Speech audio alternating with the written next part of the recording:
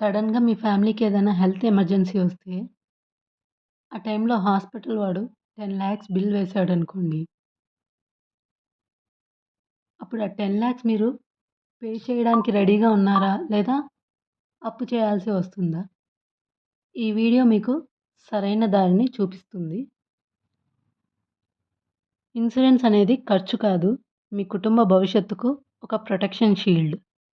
ప్రతి ఫ్యామిలీ తప్పకుండా తెలుసుకోవాల్సిన విషయాలను ఈ వీడియోలో మనం ఈజీగా తెలుసుకునే ప్రయత్నం చేద్దాం.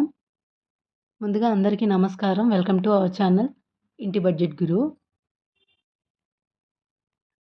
అందరూ ఎలా ఉన్నారు? అందరూ బాగుండాలని మనస్ఫూర్తిగా కోరుకుంటూ వీడియోని స్టార్ట్ చేద్దాం. ఒక ప్రమాదం, ఒక అనారోగ్యం లేదా కుటుంబంలో సంపాదించే వ్యక్తికి ఏదైనా జరిగితే, మనం సంవత్సరాల పాటు కూడబెట్టిన పొదుపు మొత్తం కూడా ఒక్క రోజులో ఖాళీ అవుతుంది. సో, అటువంటి పరిస్థితుల్లో మీ కుటుంబాన్ని ఆర్థికంగా రక్షించే ఒక గొప్ప సాధనమే ఇన్సూరెన్స్. ఈ వీడియోలో మనం తెలుసుకుందాం. ఇన్సూరెన్స్ అంటే ఏమిటి? ఏ ఏ రకాల ఇన్సూరెన్స్ తప్పనిసరిగా ఉండాలి? ఎంత కవరేజ్ తీసుకోవాలి? చాలామంది చేసే పొరపాట్లు ఏమిటి? సో, వీటన్నిటి గురించి తెలుసుకోవాలంటే ఈ వీడియోని లాస్ట్ వరకు స్కిప్ చేయకుండా చూడండి. ఫస్ట్ క్వెషన్, అసలు ఇన్సూరెన్స్ అంటే ఏమిటి? ఫర్ ఎగ్జాంపుల్, ఇప్పుడు వస్తుంది వర్షాకాలం కదా! ఈ వర్షాకాలంలో సపోజ్ మీరేదన్నా పెంకుటింట్లో ఉంటున్నట్లయితే, లేదా ఏదైనా రేకుల ఇంట్లో ఉంటున్నట్లయితే, మీరు వర్షం పడకముందే దానికి ఒక పరదా వంటిది కొనుగోలు జేస్తారు. ఎందుకని? వర్షం వచ్చిన తర్వాత అది కొంటే ఉపయోగం ఉండదు కాబట్టి. వర్షం వచ్చి ఇంటికి రంధ్రం పడి ఆ నీరంతా ఇంట్లోకి వచ్చే కంటే ముందే మనం దానికొక భద్రత ఏర్పాటు చేయాలి అని అనుకుంటాం. అలాగే ఏదైనా ప్రమాదం జరిగిన తర్వాత ఇన్సూరెన్స్ తీసుకొని ఉపయోగం లేదు. ప్రమాదం జరగకముందే ఇన్సూరెన్స్ తీసుకోవాలి. ఇన్సూరెన్స్ అంటే చిన్న మొత్తాన్ని ప్రతి సంవత్సరం ప్రీమియంగా చెల్లించి, భవిష్యత్తులో పెద్ద ఆర్థిక నష్టాన్ని తగ్గించుకునే రక్షణ. ఇది పెట్టుబడి కాదు. ఇది ఒక financial protection. Second question, insurance ఎందుకు అవసరం? ఈ రోజుల్లో చూస్తున్నట్లయితే హాస్పిటల్ బిల్స్ అన్నీ గూడా లక్షల్లోనే ఉంటున్నాయి. ఏ క్షణం ఏ ప్రమాదం జరుగుతుందో ఎవరికీ తెలీదు. సో,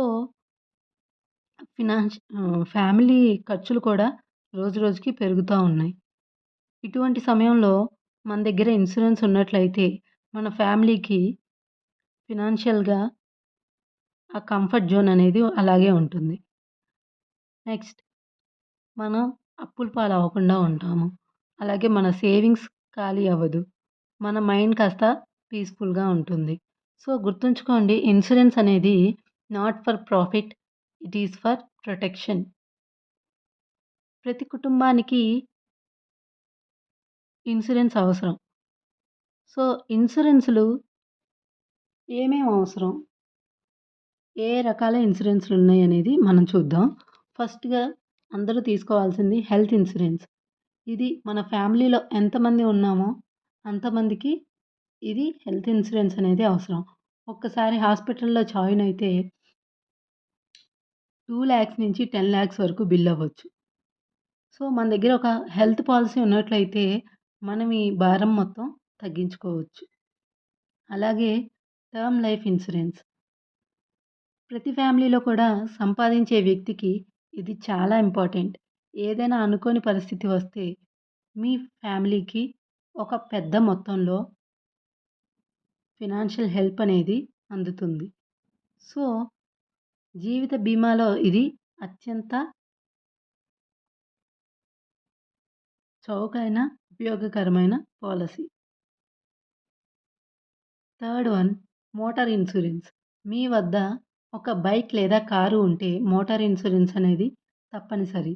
ఇది ప్రమాదాల్లో కలిగే నష్టాలను తగ్గిస్తుంది. Fourth one, personal accidental insurance. ప్రమాదంలో డెత్ లేదా పర్మనెంట్ డిజబిలిటీ వచ్చినప్పుడు ఇది ఫినాన్షియల్ హెల్ప్ అవుతుంది. ఇది కూడా చాలా తక్కువ ప్రీమియంతో మంచి ప్రొటెక్షన్ అనేది లభిస్తుంది. Fifth point home insurance.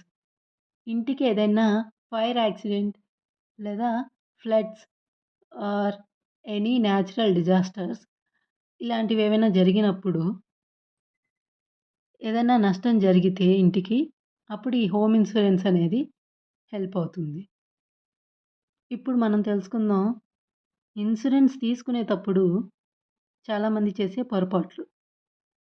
ముందుగా ఫస్ట్ వన్ పెట్టుబడి కోసం ఇన్సూరెన్స్ కొనడం. సెకండ్ చాలా తక్కువ కవరేజ్ తీసుకోవడం.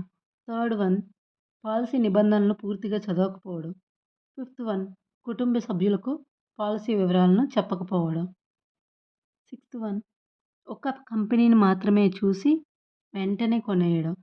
సో, ఇటువంటి పొరపాట్లను చేయకుండా ఇన్సూరెన్స్ తీసుకునే సమయంలో జాగ్రత్త పడాలి. తర్వాత మనం అసల ఇన్సూరెన్స్ కవరేజ్ ఎంత తీసుకోవాలి? ఫర్ ఎగ్జాంపుల్ హెల్త్ ఇన్సూరెన్స్ మన కుటుంబ అవసరాలకు సరిపోయే కవరేజ్‌ని ఎంచుకోవాలి. అంటే మన ఫ్యామిలీలో ఏజ్డ్ పీపుల్ ఉన్నట్లయితే వాళ్ళకొచ్చే హెల్త్ కండిషన్స్ అనేవి చాలా ఎక్కువగా ఉంటాయి. Health problems. సో, వాటన్నిటిని బేస్ చేసుకొని ఎంత ఇన్సూరెన్స్ అయితే సరిపోతుంది అనేది ఒక ఏజెంట్‌ని